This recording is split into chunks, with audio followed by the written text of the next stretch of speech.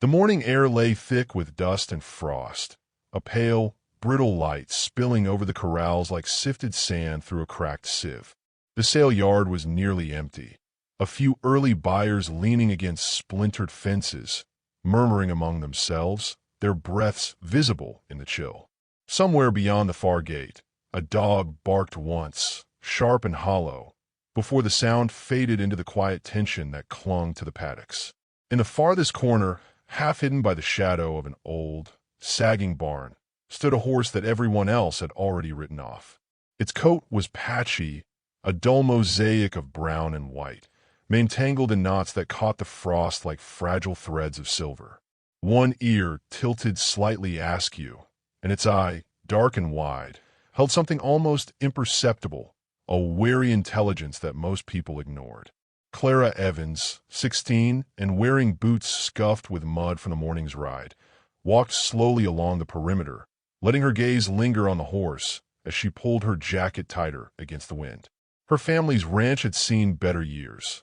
The roof of their barn leaked in 3 places, and the winter hay would barely last until spring.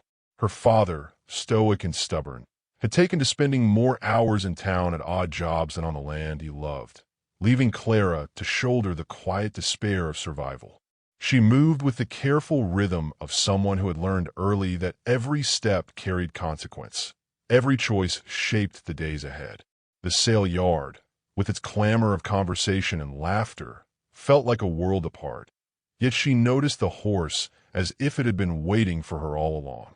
The murmurs of the buyers were sharp and dismissive. "Ugly as sin," one man muttered, shaking his head as he spat into the dust. "Not worth a penny," another echoed, and Clara's stomach tightened at the casual cruelty. Around her, bodies leaned, gestured, exchanged wagers on who would leave with what, but no one spared more than a glance for the horse in the corner. She stepped closer, boots crunching in the frost, and the animal flinched at first. Then, almost imperceptibly, it lowered its head and inhaled the scent of her hand. The air smelled of hay, leather, and frostbitten earth. Clara's fingers brushed against the rough hair of the horse's muzzle, and she felt a pulse beneath the skin, a rhythm so steady it seemed almost like a heartbeat in time with her own. She noticed the way it held itself, careful and watchful, as though the world had taught it to expect disappointment. A faint limp traced the line of its hind leg, but it moved with a quiet dignity that no one else cared to see. Around her, the sale yard continued its chorus of chatter and speculation, but Clara's attention narrowed, focused entirely on this one overlooked creature. For a moment, the world contracted to the two of them. The warmth of breath in cold air, the tremble of a distant hoof against frozen earth, the unspoken question hovering between girl and horse. She could have walked away, as everyone else would have, leaving the animal to the indifference of the crowd. But something inside her, a stubborn insistence she had inherited from her father, whispered otherwise. She stood there, still and deliberate, feeling the tension in the horse's muscles, the cautious curiosity in its gaze. The morning sun, pale and muted, caught the frost in its mane, and Clara thought she saw a flicker of recognition, a spark that dared hope. It was a small moment, fragile and quiet, but it carried a weight she could not ignore. Some lessons, she whispered to herself, come only to those who refuse to give up.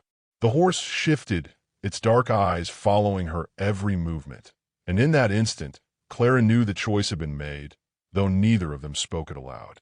Around them, the world continued its rush, dismissive, impatient, preoccupied, but in that corner of the sale yard, in the stillness between breath and frost, something new had begun. Something neither the girl nor the horse fully understood yet, but that would soon change everything.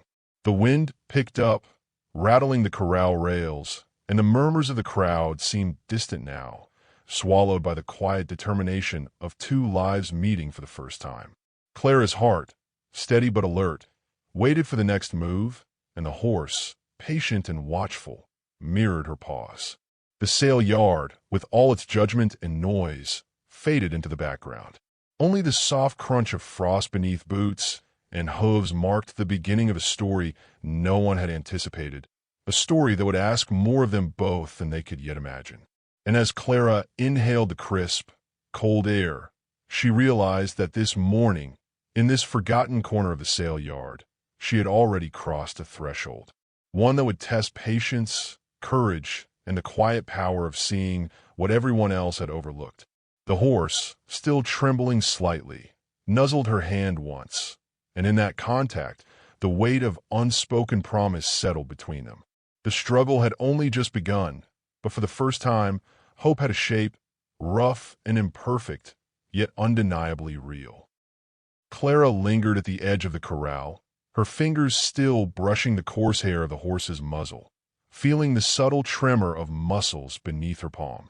The sale yard had grown louder as the morning wore on, voices rising in speculation and judgment. But here, in the quiet corner, time seemed to slow. She watched the horse shift its weight, the slight limp in its hind leg more pronounced as it stepped toward a patch of frost-bitten grass. Its gaze remained fixed on her, dark and assessing, as if weighing the sincerity of her attention. A sudden neigh, sharp and plaintive, broke the spell. The horse flinched, ears flicking toward the sound, and Clara's pulse quickened. From the far end of the paddock, a colt barely taller than her knee had stumbled through the frost, a thin whinny escaping its throat. Its coat was a dull brown, tangled and matted, and one foreleg bent awkwardly, dragging slightly with each step. Buyers nearby laughed at its awkward gait, a cruel chorus that made Clara flinch, but she couldn't look away. The colt's cry carried something urgent, something human in its plea, and it stirred the instinct she had carried since childhood, to protect, to see, to act. Clara stepped closer, boots sinking into the cold earth, and whispered gently, "Easy now, it's all right." Her voice, soft but deliberate, cut through the background noise, drawing the attention of the ugly horse beside her. Its head rose slowly, nostrils flaring, eyes locking on the approaching colt. For the first time, Clara noticed the way its muscles tensed, how its spine curved with a protective caution. A bond was forming, tentative but undeniable, an unspoken recognition between two creatures who had been judged and dismissed by a world that measured only by appearance. The colt stumbled again, front hooves skidding across the frost, and a sharp bark echoed behind the corral fence. A farmhand had approached too quickly, swinging a rope in warning, and the animals flinched. Clara stepped between them, palm raised. "Wait," she said, voice firm. The farmhand hesitated, eyes narrowing, but the girl's calm insistence held him at bay. In that moment, she realized that seeing what others ignored was not enough. She would have to act quietly, persistently, with patience that few around her seemed capable of. The larger horse lowered its head, nudging the colt gently, careful not to startle it. Clara's breath caught. The subtle gestures, tilted ears, soft wickers, a step backward to give space, revealed intelligence and empathy that had gone unnoticed by every buyer in the yard. She knelt beside the colt, brushing frost from its tangled mane, feeling the shiver beneath its thin coat. It pressed against her, trusting, seeking warmth, and Clara understood something vital. Compassion, when acted upon, demanded courage. She glanced up at the horse she had first noticed. Its eyes, now calm and attentive, seemed to say, "If you can see him, you can see me too." A small, private understanding passed between them, a shared acknowledgement that the two of them, girl and horse, were on the same side of a world that had so often turned away. Clara's hand rested on the colt's neck, steady and sure, and she made the choice aloud, though no one in the paddock could hear. "I'll take both of you," she whispered, a declaration carried on the cold wind. Around them, the chatter of the sale yard continued, indifferent and dismissive, but Clara no longer noticed. Every glance, every gesture, every small sound, the scraping of hooves on frozen dirt, the hiss of breath into the cold morning, the soft nicker of the horse beside her, held meaning. She could feel the bond deepening, a quiet gravity pulling the three of them together. The farmhand finally stepped back, muttering under his breath, and the girl rose to her full height, shoulders squared, determination sharpening in her eyes. She could sense the challenge ahead, convincing her father, securing the animals, proving that kindness was not weakness, that worth was not measured by beauty or conformity. Yet in this moment, watching the colt press against her and the older horse regard her with a steady, intelligent gaze, she felt a surge of quiet certainty. The world outside the corral could scoff, could dismiss, could bet against her. But inside this small, frost-tinged space, Clara had made a choice that mattered. She had chosen to see, to act, and to trust that a bond formed from empathy and courage could endure. The morning sun, though pale and hesitant, struck the horse's mane and the colt's matted coat, catching strands of frost that glittered like fragile promise. As she led the colt closer to the older horse, guiding each uncertain step, Clara understood that the true test was only beginning. The sale yard, with all its rules and judgments, would not bend easily. But for the first time, she felt the weight of possibility, the quiet, steadfast force of two lives seen and honored in a world eager to overlook them. And in that recognition, both girl and horses stood poised at the threshold of a story neither of them could yet fully imagine, a story that would demand persistence, courage, and the kind of vision few possessed. Clara returned to the ranch with the colt and the older horse trailing behind, the cold wind whipping through the bare trees lining the dirt road. The barn, familiar yet battered, greeted them with the scent of damp hay and worn timber, the echoes of her father's laboring voice still lingering in the rafters. She led the horses into the stall, brushing frost and dust from their coats. But even as she worked, unease settled in her chest. The sale yard's judgments were only the beginning. She sensed the world outside these fences would test her resolve in ways she could not yet see. Her father appeared in the doorway, shadowed against the pale morning light, hands thick with calluses from years of unyielding labor. His gaze swept over the animals, lingering on the older horse, then the colt, a flicker of disbelief passing across his weathered features. "Clara, you brought them home?" His voice carried more concern than anger, but both were threaded with the weight of necessity. The ranch had little to spare. Feeding one extra horse was a strain. Feeding two could stretch them dangerously thin. "They need a chance," she said simply, voice steady though her heart thudded with uncertainty. "They're not worthless, not like everyone says." Her father's eyes softened slightly, but the old pragmatism rooted deep in him refused full surrender. "You think they'll be anything more than a burden?" His question was not cruelty. It was the quiet skepticism of survival, the test of reality pressing against hope. The days that followed brought both revelation and tension. Clara tended to the horses from dawn until dusk, discovering nuances that others had missed entirely. The older horse, despite his crooked leg and rough coat, displayed an uncanny patience with the colt, guiding him carefully across uneven ground and calming his frequent stumbles. The colt, small and fragile, thrived under this attention, learning quickly, but the signs of previous neglect, scarred flanks, tense muscles, wary eyes, hinted at a history Clara could not yet unravel. She began asking questions among the older ranchers who attended sales. A quiet man named McAllister mentioned, almost in passing, that the older horse had been rescued from a distant auction, rejected repeatedly because of a minor deformity and an ill-tempered reputation that, according to rumor, was nothing more than fear misread by others. Another, Mrs. Holloway, spoke of the colt's sire and dam, their lineage decent but long abandoned to overbreeding and carelessness, left to fend for themselves until someone intervened too late. Each story added weight to Clara's understanding. The world judged by appearance, by profit, by the ease of convenience.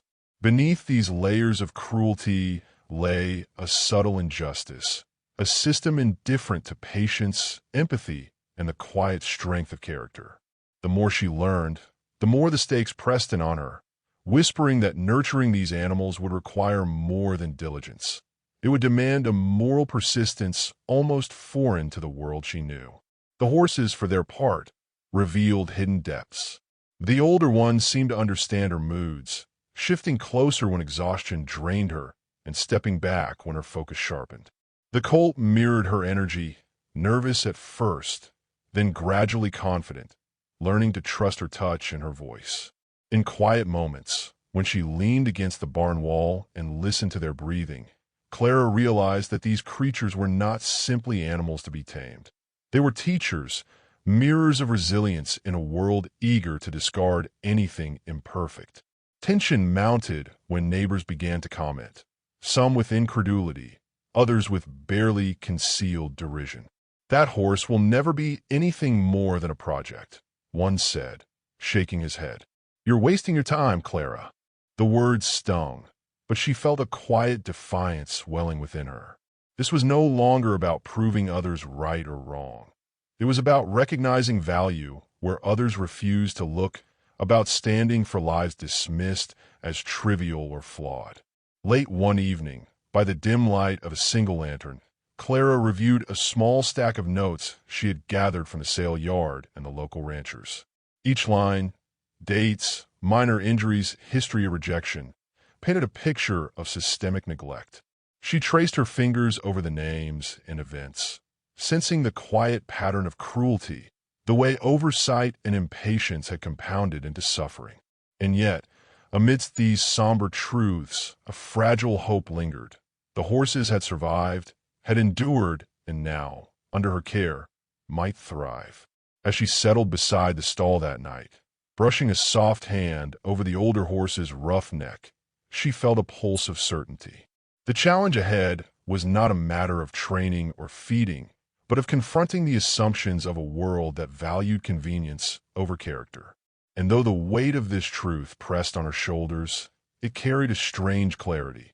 If she could see their worth, if she could nurture it, perhaps others could learn to see it too. Outside, the wind stirred the barn doors with a hollow rattle, shadows stretching long across the floor. The horses, calm now, rested their heads near her, breathing steady and warm. Clara leaned back, heart tense but resolute, knowing the coming days would test patience, courage, and insight in ways she had not yet imagined. She would face doubt, resistance, and perhaps failure, but for the first time, she felt fully prepared to meet it. And in that quiet, frost-scented barn, the bond between girl and horses solidified, unspoken but unbreakable, ready to face a world that had so far refused to recognize their worth. A new day awaited, and with it, the challenge of proving that integrity, patience, and compassion could endure even in the harshest judgments. The story had deepened, the stakes had risen, and Clara understood that the path forward would demand more than effort. It would demand vision, courage, and a steadfast heart. The morning sun cut low across the sale arena, dust motes dancing in its pale light like flecks of gold caught in a frozen moment. The paddock was crowded now, the murmurs of buyers and onlookers rising and falling in waves of speculation and judgment. Clara stood at the edge, boots pressed into the frost-bitten earth, fingers tightening on the reins of the older horse. Beside her, the colt pawed nervously, ears flicking at every movement, tail swishing with tentative energy. Both animals were alert, attuned to the tension in the air, as if they knew that today, nothing could be taken for granted. Buyers leaned forward, whispers spreading like wildfire. The older horse, crooked leg and rough coat. The colt, fragile and raw. "He'll never make the grade," someone muttered. Clara let the words wash over her without flinching. This was no longer about proving them wrong. It was about honoring what she had seen, nurturing what others had ignored. Her father stood a few paces back, silent, watching, hands resting against his hips in that stoic way he always did when uncertainty pressed hardest. Clara drew a steadying breath, feeling the pulse of the horses beneath her. Their trust had been earned, and now it would be tested. The judge signaled for the demonstration to begin. Clara nudged the older horse forward, feeling the subtle shift of muscles, the careful weight distribution as he trotted into the open. Heads turned, murmurs growing as the animal moved with a surprising fluidity, each step precise despite what appearances suggested. The colt followed, stumbling at first, then finding rhythm, guided by both Clara's quiet commands and the older horse's subtle cues. The audience leaned forward. Some scoffed, others blinked in disbelief. Every movement, every gesture was a testament to patience and persistence. The older horse guided the colt through obstacles that would have seemed impossible to outsiders. Narrow gates, uneven ground, low fences. Clara's hands were firm but gentle, voice soft yet commanding, and the bond she had cultivated shone in every interaction. For the first time, doubt in the room began to fracture, replaced by astonishment. The animals, once dismissed as flawed and worthless, were proving a quiet, unassailable truth. Worth was never in the eye of the dismissive crowd. It was in the courage to see, nurture, and act. A sudden misstep from the colt brought a collective gasp, tension snapping taut across the paddock. The older horse nudged him gently, and Clara moved forward, steadying the colt with calm hands. The crowd held its breath, the silence thick, almost audible. In that pause, the moral clarity of her journey crystallized. She had chosen to act when others had looked away, to see what was hidden beneath surface flaws. That choice, rooted in compassion and patience, had brought them here. By the end of the demonstration, the murmurs had shifted to quiet admiration. Judges exchanged notes, hands tracing lines of evaluation, eyes lingering on the horse's poise, responsiveness, and evident intelligence. Clara's father stepped closer, placing a heavy hand on her shoulder, the first hint of a smile breaking through his stoicism. She let herself exhale, feeling the weight of months of struggle, doubt, and perseverance lift just slightly. The final moments were silent, suspended, as the judge nodded toward Clara. Recognition came slowly, deliberately. A mark of approval, yes, but also an acknowledgement of the unseen labor, the quiet courage, and the moral vision that had guided her. The ugly horse, once overlooked, now stood tall, muscles rippling under a coat that gleamed faintly in the sunlight. The colt, once fragile, now mirrored confidence and poise. The audience, previously certain of their judgment, was forced to reconcile the evidence with their assumptions. As Clara led the horses from the arena, the cold wind tugging at her hair, she glanced at her father, who gave a brief nod, pride restrained but unmistakable. The bond between girl and animals had endured scrutiny, skepticism, and harsh judgment, and emerged intact, unshakable. For a moment, the world seemed quiet, the judgment of others suspended, and all that remained was the steady rhythm of hooves on frozen earth, the inhale and exhale of life reclaimed.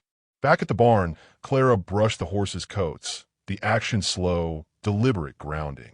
The older horse leaned into her touch, and the colt nudged her hand with gentle insistence. Outside, the sun sank low, casting long shadows across the frost-lined paddock. Clara paused, tracing the line of the horizon, feeling the weight and satisfaction of a hard-won truth. Integrity, compassion, and perseverance could indeed overturn prejudice if one had the courage to act. Some lessons, she knew, came only to those willing to see what others refused to notice. She looked at the two animals, their breathing calm and steady, eyes bright with trust, and understood that the journey was far from over, but the reckoning had been won. In this quiet triumph, she felt the promise of all that could still be achieved, the resonance of lives uplifted by recognition and care, and the subtle certainty that the smallest choices could leave the largest mark. If this story touched your heart, share your thoughts below.